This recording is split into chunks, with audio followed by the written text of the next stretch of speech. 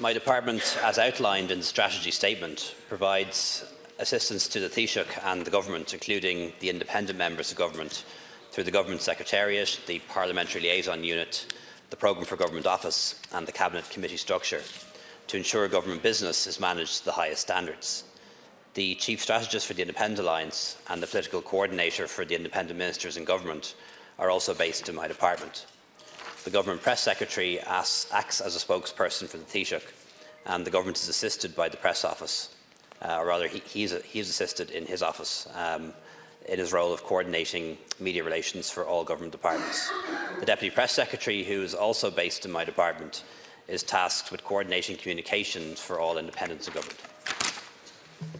Deputy McDonald. The question was about independent ministers in government, but I noticed, Ceann Comhairle, that Fianna Fáil's negotiators are to report back to their party leader on the state of talks with Fine Gael to renew the confidence and supply arrangement. And I wonder, would the Taoiseach or even the leader of Fianna Fáil enlighten the rest of us as to the state of play in that regard? What's on offer? What's being demanded? What time frame is the new confidence and supply arrangement going to cover? And what, if any, role of the independents who are propping up the government? Are they party to these negotiations? What's their role in the process? What asks, if any, have they tabled?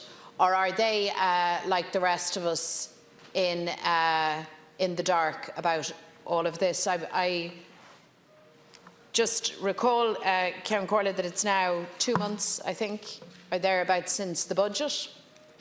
And in that time we have had, we are told, discussions and negotiations. Both Fine Gael and Fianna Fáil, the parties of government, talked a lot about stability and certainty, not least because of Brexit, and yet you have this most uncertain of situations. So could the Taoiseach enlighten us, please, as to those questions that I've tabled? And I'm sure if he's not able to give full and comprehensive answers, that his partner in government, Micheál Martin, will no doubt oblige. Deputy Martin. In talk to the Taoiseach, just very quickly to remind Deputy McDonald that this House and this jurisdiction has a government, and this House facilitated the formation of a government. Unlike Northern Ireland, which is now at record levels 2 years without a government, and the people of Northern Ireland have no voice in any democratic forum because of very wrong decisions that were taken. But to the matter in hand, Taoiseach, you will remember that you once said, you repeatedly said, that everything needs to be branded as coming from the government, and that the extraordinary amount of attention paid to promoting yourself and your colleagues is important, because you said that people need to understand that it's the state which is helping them, and you then identified the expansion of childcare as a particular priority for government publicity. In this respect, could you tell me, Taoiseach, whether you think it's acceptable the profile which Minister Zappone is giving to herself in relation to initiatives such as the website affordablecchildcare.ie? This is a government-funded website. Now, it's headlined with a photo of the Minister, whose introduction appears to imply that every support was created in the last 14 months in relation to childcare, and also not the slightest mention of the government or indeed the Oireachtas, which applied the pressure which delivered so much of the new funding. Is this good, or is this acceptable practice, Taoiseach? Can you confirm to the House that independent ministers are subject to the same standards of oversight and accountabilities as those who belong to a party? And it's in the same vein, Taoiseach, it's become a regular occurrence now that public bodies are being requested to delay announcements and grants until a minister is available to claim credit. Now, it's always been the case that a ministerial presence at an announcement can be helpful, but it has been suggested to me that there are cases where the efficient running of programmes is being impacted by a loud demand from the centre of government that nothing happens until the politicians are ready. Can you give the House an assurance that this indeed is not the case? Thank you. Deputy Howlin. I am interested in the branding issue, because it seems to me that anything that's good or perceived to be good is delivered by the Government of Ireland. But I did notice that all the very strong radio and TV ads demanding people pay their TV licence or face jail are a matter for the Minister for Communications. So is it only good things or are collective decisions? And who makes the decision about what gets branded as government? Is it an official, or is there a committee? Is there a working group? Who determines whether Minister Zapone's initiatives are hers or initiatives of the Government of Ireland now? In relation to supports to ministers, independent ministers, where stands now former Minister Naughton? Is he getting support from government? Is he part of the support base? And if so, what specific supports are assigned to him? Taoiseach. Thanks very much.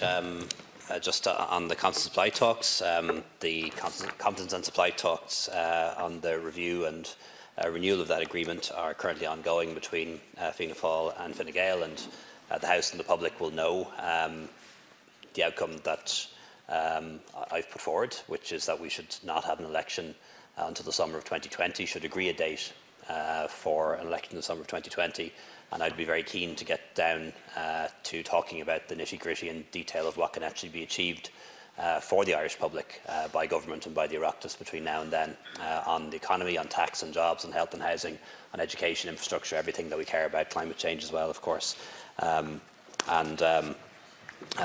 way Brexit is unfolding at the moment in the UK, you know, it may go on for quite some time, and I think it would be responsible to give Ireland the stability and certainty that we will have a government in place until the summer of 2020, so that we can get through the entire Brexit period and perhaps most of the transition period as well.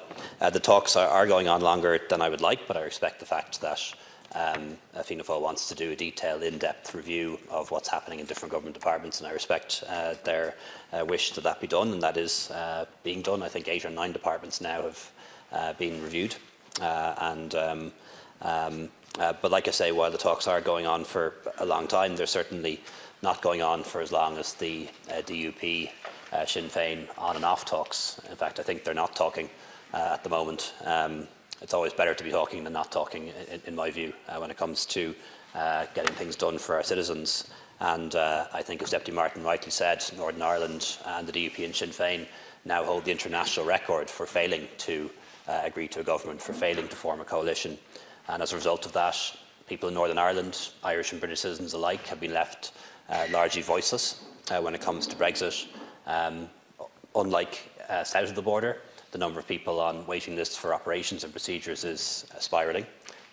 Homelessness in the north is getting worse, and we see people being forced to live on meagre welfare payments and pensions, half of what they are in the Republic of Ireland, and all of that, or at least not all of it, but a large share of the responsibility for that lies with the failure of Sinn Féin to form a government in Northern Ireland. In relation to the independents in government, they're not involved in the talks because it is an agreement between Fianna Fáil and Fine Gael, but I have given them my commitment that Fine Gael wouldn't sign off on a new constant supply agreement or renewal without them being happy with it too, because ultimately any new agreement would fall to the government, not to Fine Gael to implement, and I couldn't sign up to something which they in good faith didn't feel they could deliver on. So that is where it stands forward. But they're not involved in the negotiations because we've already negotiated a programme for government with the Independent Alliance and Independents in Government, and that runs for 5 years. On childcare, childcare is a particular priority for government, and it is particularly important and more important to families, many of whom struggle with the cost of childcare. And it is an area in which government has made a lot of progress in recent years. Everyone now guaranteed a full 2 years of free preschool, early childhood care and education, which I know a lot of parents find extremely valuable. We've introduced the universal subsidy, which gives a subsidy to any child in childcare between the age of 6 months and 3 years, and that's not means tested, and I think that's very important because hard-working, middle-income and middle-class parents who pay a lot of income tax should also benefit from childcare subsidies, and that's why we made sure that there wasn't a means test for that particular subsidy. And also there's the affordable childcare scheme, and there will be further improvements in 2019 to that scheme. First of all, it will be put on a universal basis, merging the existing schemes into one. And secondly, there will be an increase in the subsidies paid to low-income families because they need it most, but also it will be extended to many more middle-income families because they need help too.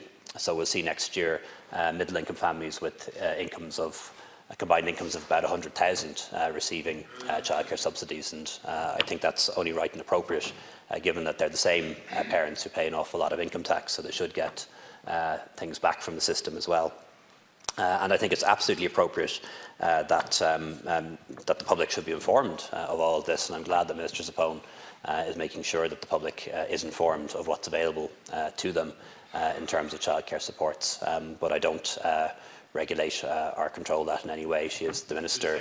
She's the minister in her own department, and is doing an exceptional job, in my opinion. I think Deputy Howlin was complaining about the government claiming credit for anything that's good, but not wanting to associate itself with things that are bad. I think often when I'm in this House, it feels like the shoe's on the other foot, where the government gets no credit for all the things that we are doing and the successes that we've achieved, whether it's unemployment at a 10-year low, the budget balanced, perhaps even in surplus, ahead of schedule this year, rising living standards, falling poverty, so many other things I could list. But we are to blame, and solely to blame, for everything that's going wrong. Nobody else has any other responsibility, not the opposition, not local authorities, nobody. So I can understand your frustration, but it does work both ways. You can be sure of that. In relation to Deputy Naughton,